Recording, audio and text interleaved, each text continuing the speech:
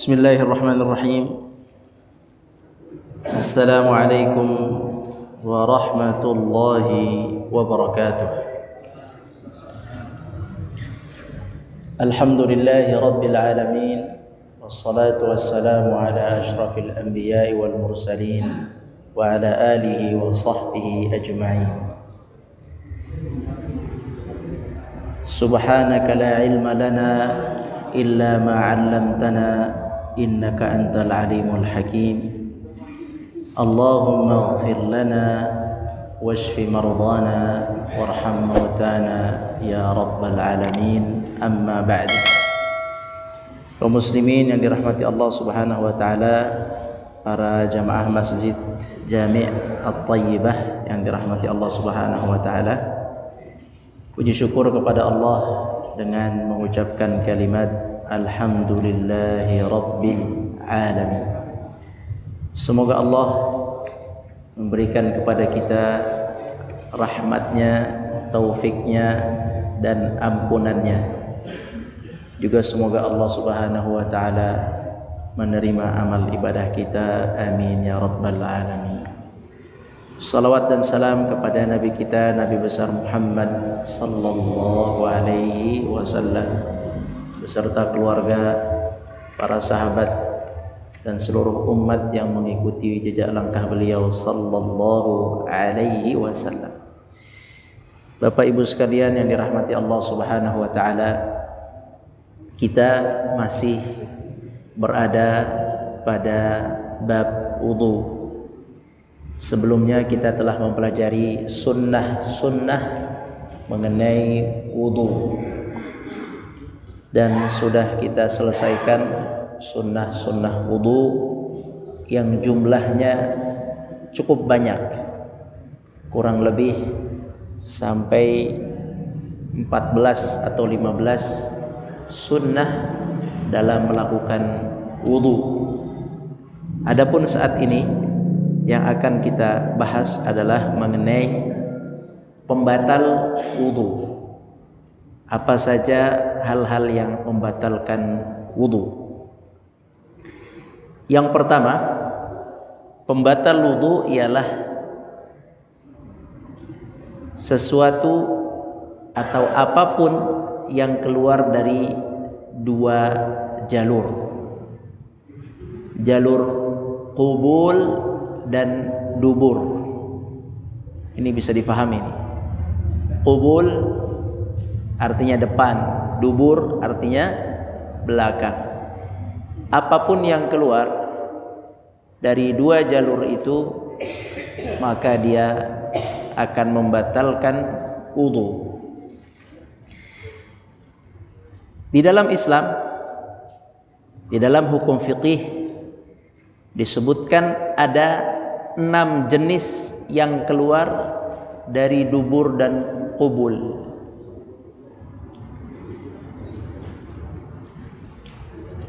Yang pertama adalah air kecil, air seni, urin, keluar dari mana itu? Qubul atau dubur? Dari qubul. Air seni, air kecil. Yang kedua air besar. Ini dari dubur. Kemudian angin. Angin ini dari dubur. Kemudian yang keempat di bawah, yang B, yang keempat ada namanya mani, ada namanya madhi, ada namanya wadi. Ada yang namanya wadi di sini? Pak Wadi ada?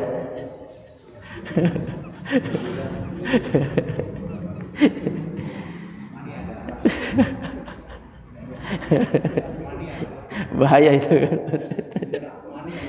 Oh, ya kalau ras nggak apa-apa, ras mani nggak apa-apa, tapi kalau hanya itu baik.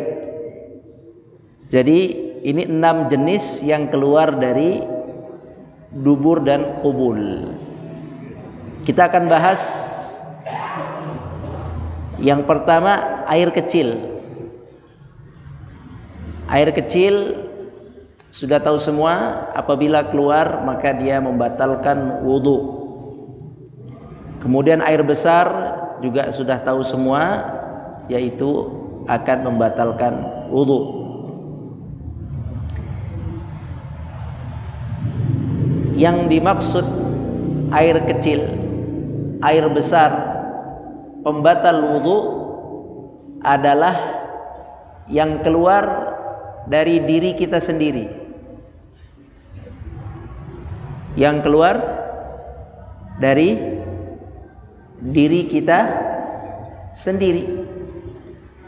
Kalau ada air kencing atau air besar keluar punya orang lain mengenai kita, misal mengenai kita yang sudah berwudu, maka dia tidak menjadi pembatal wudu bagi kita, tapi dia adalah najis. Kita lagi mau ke kamar mandi, karena ada kencing berdiri, kesenggol kena tangan kita. Ini air seninya dari kubul, tapi bukan kubul kita, kubul orang. Maka kita tidak batal wudunya, tapi najis tangan kita, maka disucikan. Silakan sucikan. Kalau kita sudah wudu, misalnya kita sudah wudu tadi, nggak sengaja kesenggol kena, bersihkan saja. Wudu tidak batal dengan air kecil, air kencing atau air besar, tidak batal sebab bukan keluar dari dubur atau kubul kita. Bisa difahami? Insyaallah. Kemudian masalah angin. Angin nanti kita bahas secara khusus. Kita baca dulu hadisnya dari Abu Hurairah radhiyallahu anhu. Rasulullah sallallahu alaihi wasallam bersabda, "La yaqbalullah salata ahadikum idza ahdatha hatta yatawadda." Faqala rajulun min hadaral maut, "Mal hadathu ya Aba Hurairah?" Qala fusa'un aw duratun. Artinya, Allah tidak menerima salat salah seorang di antara kalian jika ia berhadas sampai ia berwudu. Digarisbawahi, salat yang berhadas tidak diterima, tidak sah. Salat yang berhadas tidak diterima, tidak sah.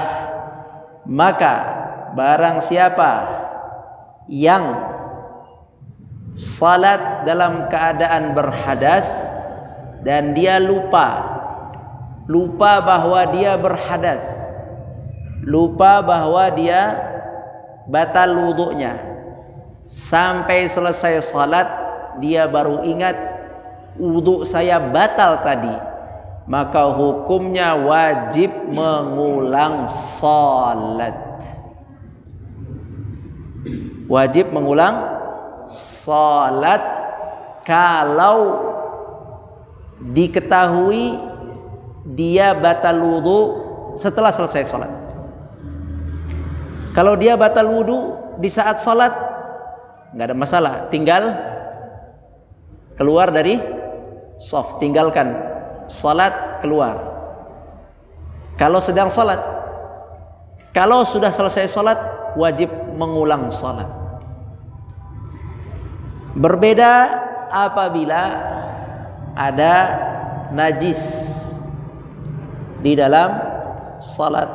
Misalnya bajunya najis, dia tidak tahu bajunya najis, dia tidak tahu. Atau sejadahnya ada najis, dia tidak tahu. Kemudian dia salat sampai selesai, tiba-tiba terlihat najis. Bagaimana ini? Nah, dia wudunya ada, dia punya wudu, tapi ternyata dia menemukan di sejadahnya atau di pakaiannya ada najis, ternyata bekas darah, ada darah kena. Maka yang seperti ini, orang yang salat fardu kemudian selesai baru diketahui najis ada di badannya atau di sejadahnya, maka salatnya tidak mesti diulang seperti kalau dia batal wudunya. Bisa difahami? Karena hadisnya, perhatikan di sini, la yaqbalullah, Allah tidak menerima salat salah seseorang di antara kalian jika berhadas sampai berwudu. Jadi wudu itu wajib sebagai syarat sah salat.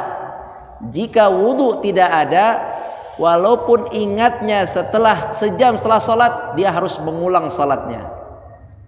Harus mengulang salatnya. Bisa difahami? Kemudian di sini ada seseorang yang berkata kepada Abu Hurairah, dia berasal dari Hadral Maut, dari Yaman. Dia berkata, "Wahai Abu Hurairah, apa yang dimaksud dengan hadas?"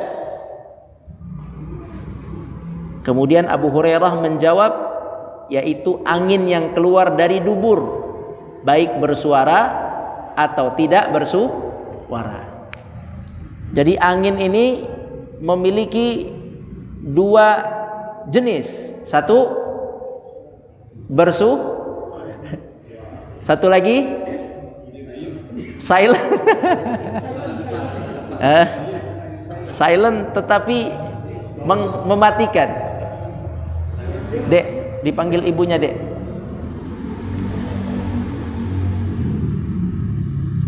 Itu Asid dipanggil ibunya.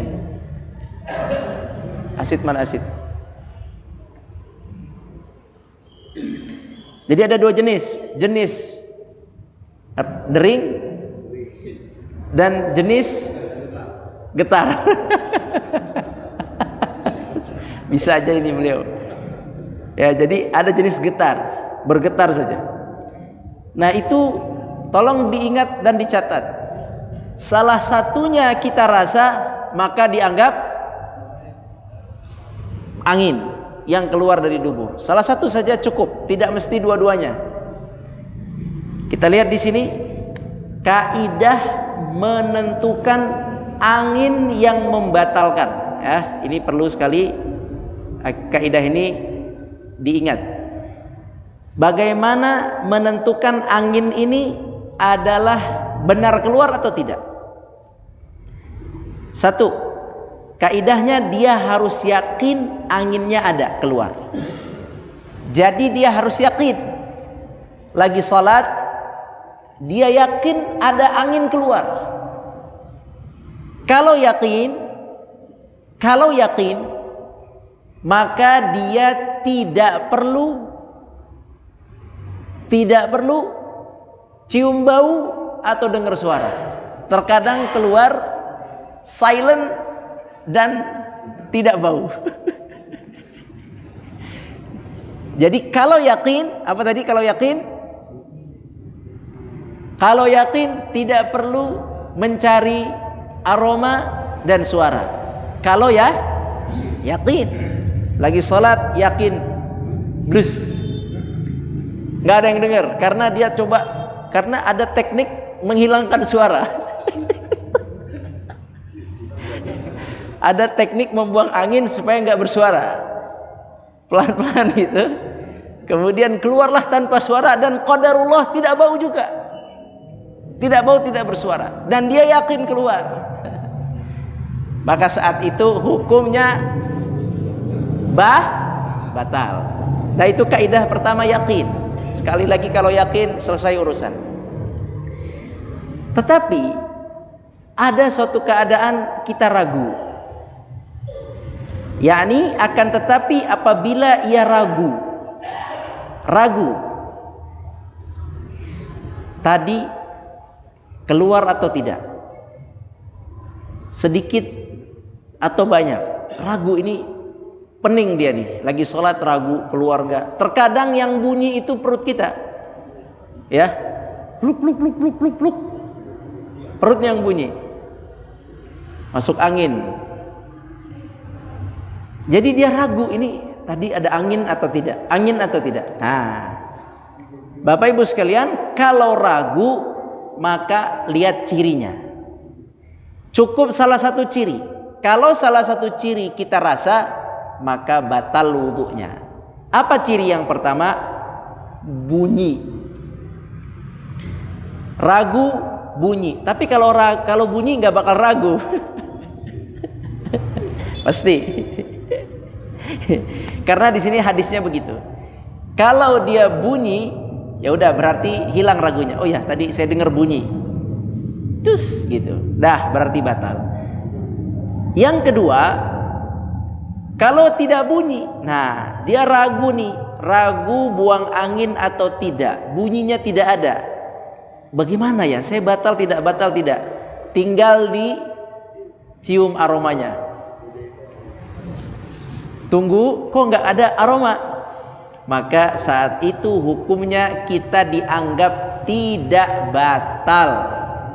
Ya, tidak batal. Sekali lagi, ini kalau ragu apakah keluar atau nggak keluar, cium bau aja. Karena kalau bunyi pasti kelihatan. Ya, cium baunya.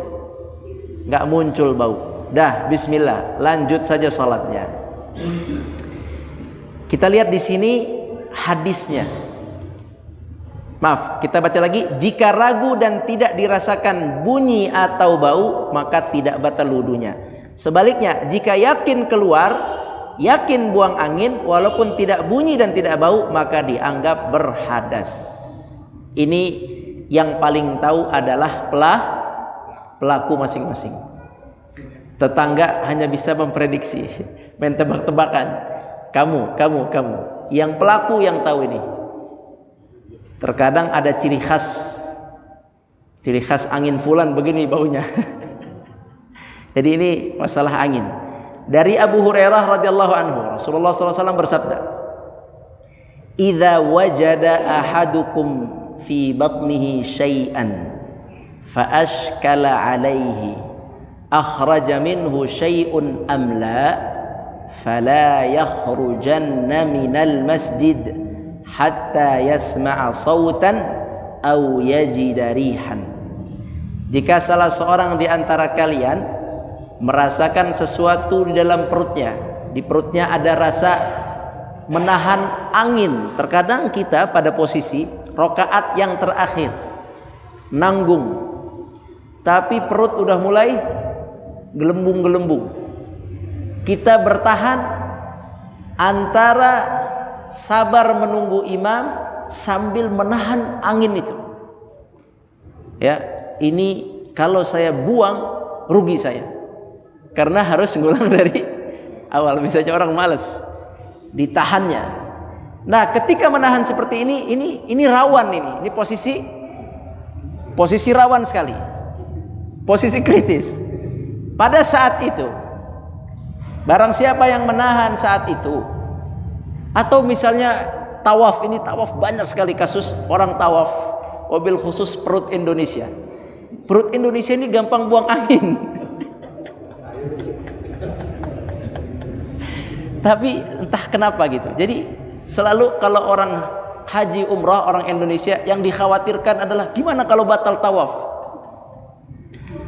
Jadi perutnya ini subhanallah ciptaan Allah, perut kita ini sangat mudah buang angin. Alhamdulillah.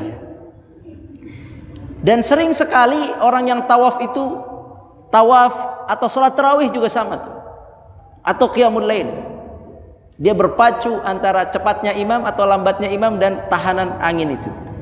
Barang siapa yang menahan angin, nah seperti itu, perutnya udah ada rasa. Nah di sini ilmunya, kata Nabi SAW, saat itu terus tahan. Misalnya dia menahan ya, misal nih dia posisinya tawaf lah, karena tawaf itu susah wudunya. Dia tahan terus sambil merem gitu. Maka saat itu dia fokus bau atau bunyi. Ada sedikit bunyi lepas plus, nah udah langsung batal. Ya, atau ada sedikit bau, tiba-tiba ada bau, tetangga kebauan, wah, berarti saat itu batal. Ya, selama tidak ada rasa bau dan rasa apa tadi? Bunyi, maka dalam hadis ini disebutkan dia tetap jangan keluar masjid, tetap dia berada di dalam masjid, yakni tidak batal. Begitu maksudnya hadis riwayat Muslim. Di sini mendengar bunyi atau tercium bau tidaklah jadi syarat dalam hal ini, tapi yang dimaksud ialah adanya keyakinan tentang keluarnya sesuatu daripadanya. Nah, yang penting itu yakin keluar atau tidak keluar. Kalau tidak yakin tadi gimana? Kalau tidak yakin ini saya keluar nggak, atau sedikit Pak, sedikit. Yang masalah sedikit. Ini tadi kayak keluar sedikit, oke. Bagaimana nih? Ini buang angin bukan? Sedikit ya, buang angin bukan? Maka ditunggu aja. Kalau dia tidak bau tidak masalah. Terus kalau sedikit yang Bapak ragu, ini angin atau bukan, atau cuman lagi ruku, lagi sujud cuman lewat aja gitu. Jadi terkadang Pak, memang kalau angin itu kan ada tenaga kita Pak, kita keluarkan gitu. Tapi terkadang dia ada loss, remnya loss, jadi tes keluar gitu. Itu tinggal ditunggu baunya. Kalau bau maka batal. Kalau ternyata nggak bau, lanjutin aja. Di sini sekali lagi perlu keyakinan. Perlu Bapak pahami mana yang remnya loss, mana yang digas. Kalau yang digas itu udah jelas yakin. Digas karena mengeluarkan perlu tenaga, dus. Atau direm dikit-dikit, rem dikit-dikit, pelan-pelan, lepas, berarti itu juga sama. Tapi terkadang kita sedang jalan saja, terkadang gerakan jalan saja, betul. Kalau kita jalan banyak, terkadang dia ada tes gitu, kayak des. Nah itu hal-hal seperti itu tinggal dilihat baunya ada atau tidak.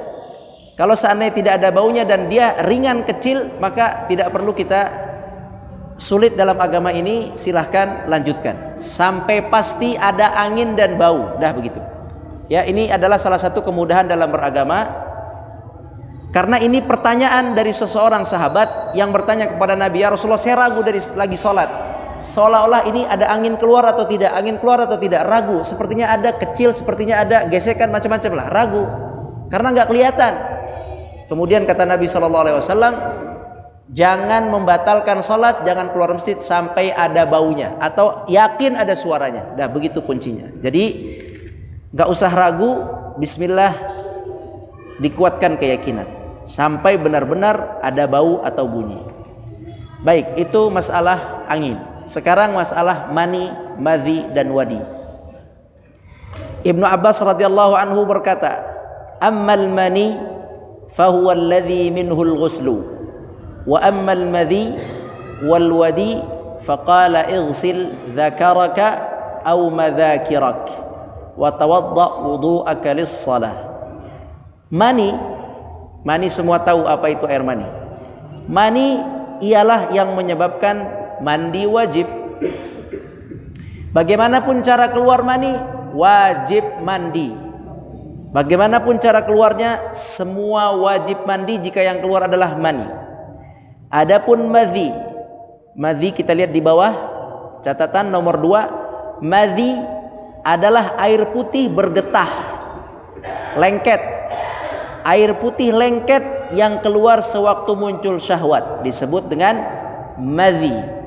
Hati-hati, anak modern namanya ada zizi, ada razi, ada macam-macam. Jangan sampai madhi. Madhi adalah air putih bergetah yang keluar sewaktu muncul syahwat. yakni sebelum mani keluar madhi. Sebelum mani keluar madhi itu batal wudu. Madhi ini sensitif. Madhi ini sensitif, bisa keluar karena menghayal. Menghayal aja bisa keluar madhi. Atau karena melihat, penglihatan di sebuah tempat atau di sebuah perjalanan atau di negara Eropa sana, negara yang tidak pernah mengenal aurat. Dia jalan silaturahim atau kunjungan ke negara yang tidak memikirkan aurat. Di pinggir-pinggir jalan banyak aurat bertebaran. Bisa saja karena dia selama ini jaga mata, pusing dia kan, pusing, kemudian keluar madhi. Hati-hati, ini perlu dicek ini. Tiba-tiba pas mau kencing, aduh, kok ada titik ini, ada titik basah di depan celana dalam kita, maka itu madhi. Nah, itu membatalkan wudu dan najis, itu harus dibersihkan titik itu, bekas cairan itu. Madhi ini terkadang tidak terasa. Madhi terkadang tidak terasa. Makanya berhati-hati dengan madhi. Kemudian wadi juga ini juga sering tidak terasa, yaitu air putih kental yang keluar mengiringi kencing, yakni di akhir kencing duluan, kemudian di akhir-akhir ada sisa-sisa yang ikut, bukan air kencingnya. Ini biasanya yang seperti ini sisa-sisaan ini. Jadi dia kencing udah selesai, ada air kental sedikit keluar mengiringi kencing. Mungkin masing-masing bisa check up masing-masing lah ya, bisa cek sendiri. Nah, kalau ada seperti itu, maka hendaknya engkau basuh kemaluanmu dan sekitarnya. Kalau mani tadi mandi wajib. Kalau madhi dan wadi tidak perlu mandi wajib, tapi bersihkan sekitarannya, kemaluan dan sekitarannya, kemudian berwuduklah. yakni najis, batal wudu, kemudian bersihkan bagian kemaluan, kemudian wudu kembali seperti wudu salat. Tidak ada masalah itu, seperti itu. Maka ini adalah hal-hal yang membatalkan yang keluar dari dubur dan qubul. Yang kedua, yang membatalkan adalah tidur nyenyak hingga tidak sadar, posisi tidak duduk. Garis bawahi posisi tidak duduk. Posisi tidak duduk berarti berbaring atau telentang atau tengkurap. Kita lihat di sini Safwan bin Asal radhiyallahu anhu berkata, "Kana Rasulullah sallallahu alaihi wasallam ya'muruna idza kunna safaran alla nanzi'a khifafana thalathata ayyamin wa layalihinna illa min janabatin walakin min gha'itin wa baulin wa naumin." Rasulullah sallallahu alaihi wasallam bersabda, Rasulullah sallallahu alaihi wasallam memerintahkan kami apabila sedang safar, perjalanan, agar kami tidak membuka sepatu selama 3 hari 3 malam. Barang siapa yang safar, kemarin sudah disebutkan bagaimana cara berwudu orang musafir. Orang musafir sunnahnya tidak membuka kaos kakinya, tidak membuka sepatunya ketika dia dalam safar selama 3 hari 3 malam. Tamam, tapi kalau dia mau buka silahkan. Cuman kebanyakan sunnahnya orang yang mengerti dia tidak akan buka kaos kakinya. Dia akan pakai, misalnya dia pengen ke masjid, dia akan pakai, dia wudu, dia basahkan saja bagian atasnya. Naam, khusus buat musafir 3 hari 3 malam. Tapi kalau tidak musafir, kerja, silakan buka, tidak ada masalah. Nah, kapan dia dianjurkan membuka sepatu atau kaos kakinya? Yaitu apabila junub. Tiba-tiba dia junub, maka dia harus buka kaos kakinya atau sepatunya untuk mandi junub. Kemudian juga ketika buang air besar, dia juga harus buka kaos kakinya atau sepatunya. Kemudian ketika buang air kecil, dia juga harus buka kaos kakinya, sepatunya. Yakni dia harus berwudu dengan wudu sempurna. Kalau dia buang air besar, buang air kecil, maka buka sepatu, buka kaos kaki, dia berwudu dengan wudu sempurna. Tapi kalau dia safar sehari, 2 hari, 3 hari, tidak buang air kecil, tidak buang air besar, misal sehari dan seharian dia tidak buang air kecil, tidak buang air besar, tidak junub, maka dia dianjurkan pakai sepatunya dan pakai kaos kakinya. Satu lagi, keadaan seseorang itu diharuskan membuka kaos kakinya bagi musafir jika tidur. Nah, jika tidur yang mana? Disebutkan di bawah. Lihat, tidur yang membatalkan. Jika tidurnya dalam keadaan duduk dan duduknya dalam keadaan tetap, tidaklah batal wudunya.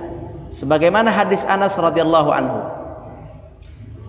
Kana ashabu Rasulillah sallallahu alaihi wasallam yantaziruna al-isya al-akhirata hatta takhfiqa ru'usuhum thumma yusalluna wa la yatawadda'un.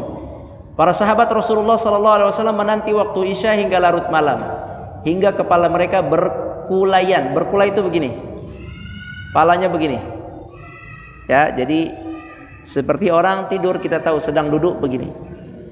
Kemudian mereka melakukan sholat tanpa wudu. Itu hadis riwayat Muslim. Kemudian ada perkataan dari tabi'in, ulama tabi'in namanya Syu'bah radhiyallahu anhu berkata, laqad ra'aitu ashab Rasulillah sallallahu alaihi wasallam yuqadhuna lis-salati hatta la asma'a li ahadihim ghatitan thumma yaqumuna fayusalluna wa la yatawadda'un. Sungguh aku melihat para sahabat Rasulullah sallallahu alaihi wasallam dibangunkan untuk salat, dan aku sungguh mendengar dengkur salah seorang dari mereka. Kemudian mereka bangun lalu salat dan tidak berwudu lebih dulu. Itu. Jadi di sini ada perkataan Ibnu Mubarak, kata Ibnu Mubarak, ini menurut pendapat kami jika mereka sedang duduk. Jadi duduk seperti yang bapak-bapak ini, duduk seperti ini. Ini bagian dubur kita menempel ke bawah, tidak bergerak, yakni tidak pindah, tidak jatuh, tidak juga tengkurap, tidak juga apalagi tadi tuh tengkurap atau telentang. Kita tidur seperti ini, pala begini, atau terdengar muqaddimah dari dengkur. Kadang orang baru aja tidur langsung kedengeran dengkurnya. Iya, baru tidur langsung dengkur. Baru tidur aja udah dengkur. Itu bawaan itu. Nah, kalau dia posisi duduk, maka tidak membatalkan salat. Duduk seperti ini. Tidak membatalkan wudu. Tetapi kalau tidurnya adalah bersandar, baik kanan, kiri, terus belakang atau depan, baik bersandar ke bawah, ke kanan, ke kiri, bersandar dengan sandarannya yang kuat, maka dia membatalkan wudu. Khususnya hilang ingatannya, yakni lelap. Jadi udah bersandar lelap maka batal. Atau bersandar kanan lelap batal, kiri lelap batal. Kalau bersandar batal. Tapi kalau tidak bersandar dia begini, ya walaupun dia begini tuh, walaupun dia yakni terlihat khusyuk atau bahkan ada suara dengkur, itu dimaafkan. Itu dimaafkan tidur yang tidak bersandar ke apa-apa. Bisa difahami ya? Jadi yang sholat Jumat itu banyak itu praktek yang palanya begini-begini. Nah, tidak apa-apa. Kalau keluar liur keluar, batal nggak wudunya? Batal nggak wudunya? Nggak, liur tidak membatalkan wudu, tapi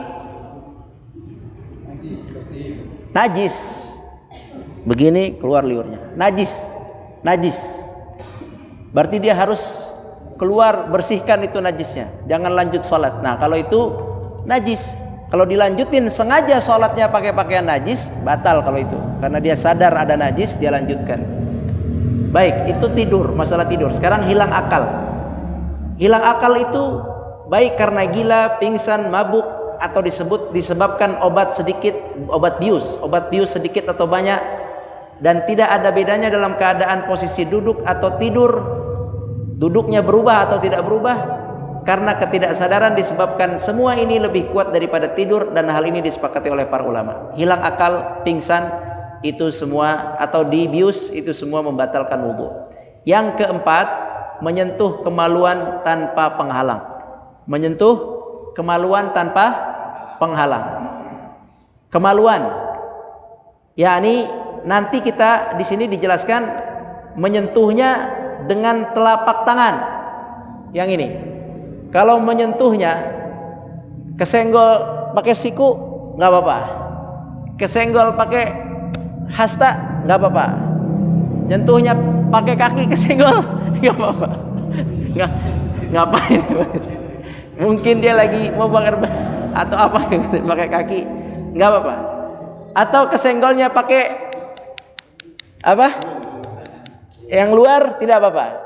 Ya, syahwat adanya di sini, di telapak yang sini. Sini tidak apa-apa. Maka menyentuh kemaluan dengan telapak tangan, nah ini hukumnya. Yang dimaksud telapak tangan, selain telapak tangan tidak. Baik. Dari Basrah binti Safwan radhiyallahu anha berkata, artinya siapa yang menyentuh kemaluannya, maka janganlah salat sampai ia wudu lebih dahulu. Hadis riwayat Nasa'i. Ini mencakup kemaluannya sendiri atau orang lain? Punya sendiri atau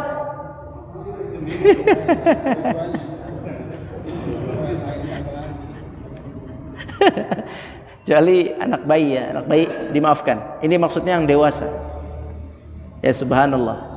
Dari Abu Hurairah radhiyallahu anhu, artinya barang siapa tangannya menyentuh kemaluan tanpa pembatas, tidak ada pembatas, maka wajib berwudu. Menurut Ibnu Sikkin, hadis ini merupakan hadis yang terbaik mengenai masalah ini.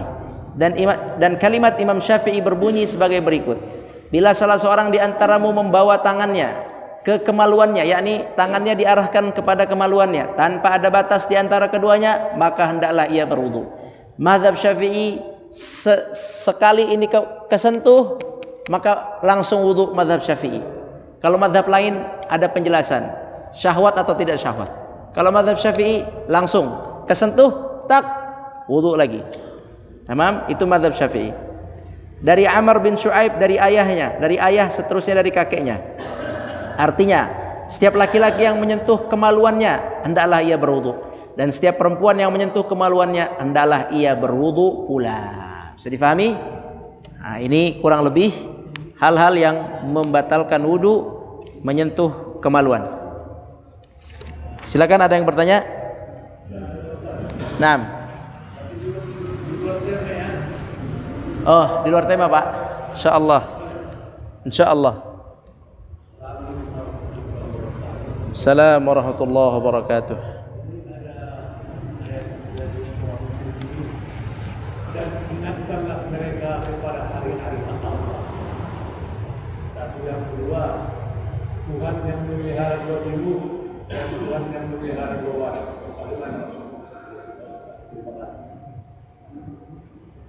Yang pertama apaan, Pak?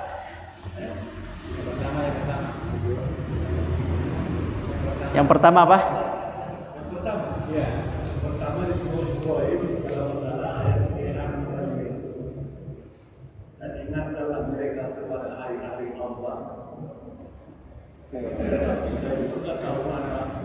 Wa dzakirhum bi ayyamillah. Naam. Naam. Ingatkan mereka terhadap hari-hari Allah. Naam, terus satu lagi.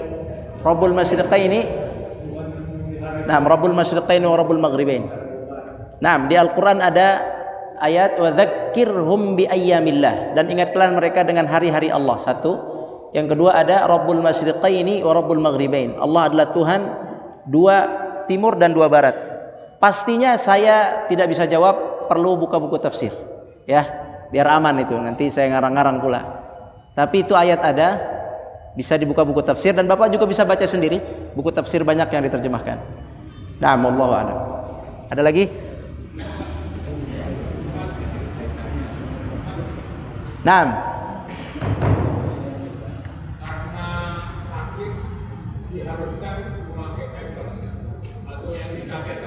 Ya. Nah, tadi lihat hadis yang tadi. Mana tadi? Paling pertama tidak diterima. Coba lihat paling pertama halaman 1 paling atas. Tidak diterima salat yang berhadas. Oke. Berhadas itu apa? Berhadas itu tidak ada wudu. Contoh-contoh. Dia sakit di kateter. Ini kok udah azan belum sih? Oh, bukan ya? Oke, maaf. Anda takutnya azan. Dia kotor, Pak. Celananya kotor, kemudian tempat tidurnya kotor, tapi di kateter itu dia wajib sholat loh. Walaupun dia cuman bisa pakai isyarat mata, wajib sholat, tapi kotor semua, najis. Baik. Ini najis, dia punya dua. Dia najis dan dia berhadas, oke? Yang perlu dan wajib dia harus selesaikan adalah hadas. Dia harus wudu. Setelah dia wudu, ternyata dia sulit menyelesaikan dirinya dari kekotoran itu, maka itu dimaafkan. Yang penting apa? Yang penting apa tadi? Wudunya. Beda antara hadas dengan najis. Hadas itu syarat sah, tidak bisa tidak. Orang sakit, orang pakai pampers harus wudu atau tayamum. Oke? Itu harus hukumnya syarat sah. Tapi najis lihat keadaan. Kalau dia sehat, wajib nggak boleh ada najis. Kalau sakit, najis dimaafkan. Bisa dipahami? Jadi najis itu lebih ringan daripada hadas. Begitu. Jadi kalau orang sakit di rumah sakit, najis nih kotor, darah keluar muru, nggak ada masalah. Itu dimaafkan. Yang penting wudu atau tayammum, salat. Begitu caranya. Wallahu a'lam. Ada lagi? Naam. Sudah? Baik, terima kasih Bapak-bapak sekalian rahmati Allah Subhanahu wa taala. Inilah sekilas tentang pembatal wudu, yaitu yang keluar dari qubul dan dubur, kemudian tidur yang nyenyak pada posisi selain duduk, kemudian hilang akal, kemudian menyentuh kemaluan dengan telapak tangan. Wallahu alam, yang benar dari Allah.